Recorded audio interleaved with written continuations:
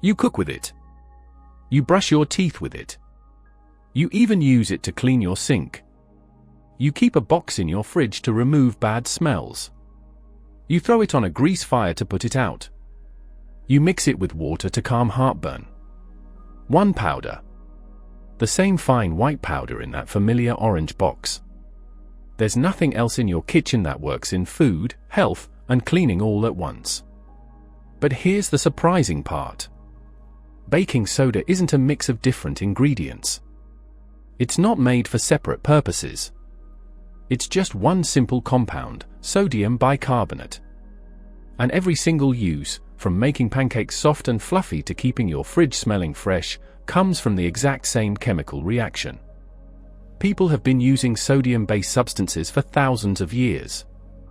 Long before anyone understood what they were, ancient Egyptians collected a mineral called natron from dried-up lake beds. They used it to preserve mummies, clean their teeth, and even make glass. Natron naturally contains sodium carbonate and sodium bicarbonate, the same substance we now know as baking soda. They didn't know the science behind it. They just knew it worked. And for a very long time, that understanding didn't really change. Then in 1791, a French chemist named Nicolas Leblanc discovered a way to produce sodium carbonate using salt and limestone.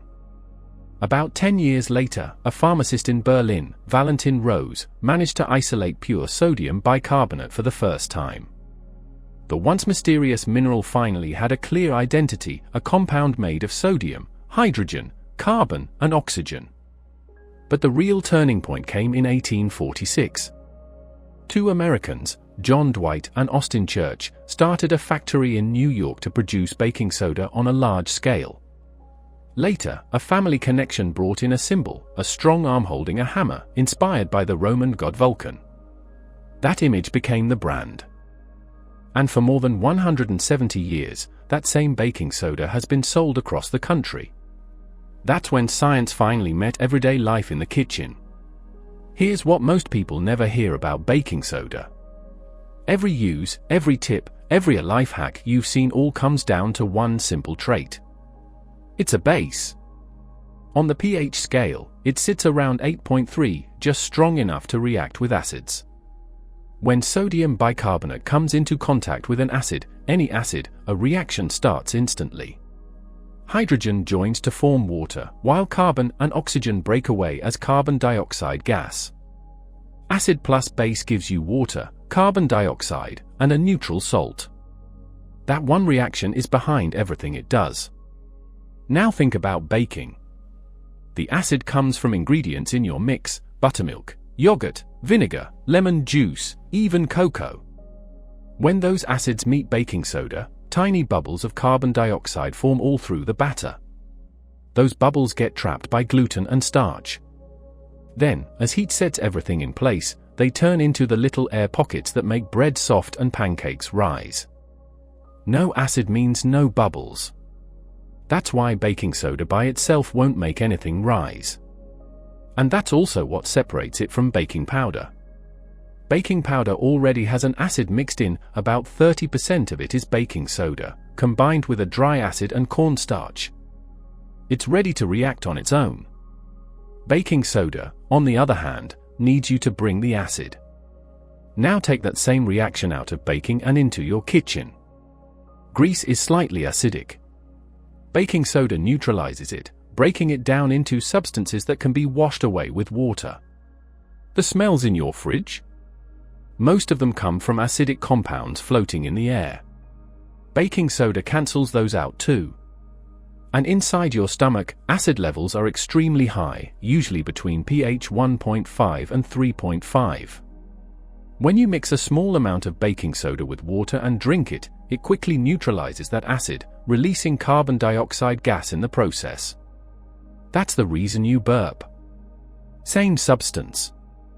Same reaction. Just a different acid every time. And here's something else most people don't realize. Baking soda is very soft, about 2.5 on the Mohs hardness scale, softer than your fingernail. That means it can scrub away dirt and stains without leaving scratches. That mild scrubbing power, combined with its chemical reaction, is why you find it in toothpaste, household cleaners, and even heavy-duty cleaning systems. But the most surprising part is where it actually comes from. Most baking soda begins as a mineral called trona, formed around 50 million years ago at the bottom of a massive ancient lake in what is now Wyoming. That lake once covered about 15,000 square miles. When the water slowly dried up, it left behind thick layers of crystals buried deep under rock, natural deposits rich in sodium compounds. Today, miners go about 1,500 feet underground, digging through long tunnels that stretch for miles across a huge area to reach it. Wyoming holds the largest trona deposit in the world, providing about 90% of the soda ash used in the United States. So that simple orange box in your kitchen actually started as rock from an ancient lakebed. Now here's where things take a turn. Even though baking soda seems gentle and everyday, it also has a much more powerful side. During the Manhattan Project, scientists used it to help treat uranium exposure in workers dealing with radioactive materials. Firefighters rely on it because the carbon dioxide it releases can put out flames by cutting off oxygen. Some athletes even drink it before intense workouts to help reduce the buildup of acid in their muscles. And newer studies suggest it might even help antibiotics work better by interfering with how bacteria control their internal pH. So this simple kitchen ingredient can fight fires, support medical treatments, and even help in the battle against bacteria. Next time you open that orange box, take a second to think about what you're really holding. Not a cleaner, not just a baking ingredient, not a medicine. It's a single molecule with one simple job: meet acids and neutralize them. Every trick, every hack, every use you've seen, from your birthday cake rising to the fizz in an antacid, comes from that same reaction, just happening in different places. Look around your house. Sodium bicarbonate is in your toothpaste, keeping cavities at bay by neutralizing acid. It's in your laundry detergent, softening water. It's even in your fire extinguisher, ready to smother a grease fire. Same chemical, same reaction. That's what makes baking soda so special. Most products are designed for one thing. Baking soda? Nobody designed it. It's a mineral people found in a dried-up lake, and over time we just kept discovering new ways it could work. One molecule. One reaction. Thousands of uses. And the reason it works everywhere? Acids are everywhere too. That little white box hiding in the back of your fridge is 50 million years old, and still the most versatile thing in your kitchen. Thanks for coming along on this journey through the ordinary. Don't forget to like, subscribe, and stay tuned. There's more magic hiding in the smallest things.